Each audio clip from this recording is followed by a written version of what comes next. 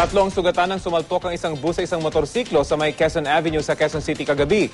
Ang konduktor ng naka-aksidenteng bus na pag-inita ng mga biktima matapos makatakas ang kasamahan niyang driver. Balitang hatid ni Mav Gonzalez.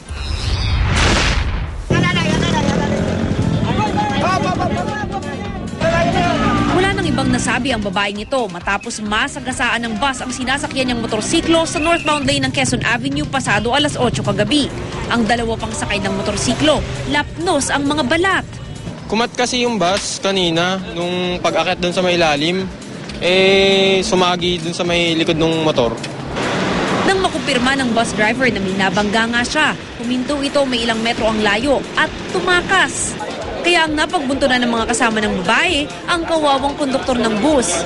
Pinapahanap sa akin yung driver, bigla akong binanatan. Nung na-aksidente namin, may baril siya, nakasuksok, nakita ko. Pulis daw siya. Sabi ko, wala akong alam, sir. Papatunay yung mga pasahero. Agad na dinala sa East Avenue Medical Center ang mga biktima. Samantala, pinaghahanap naman ng driver ng bus na biyaheng Fairview, Baclaran. Mav Gonzalez, GMA News.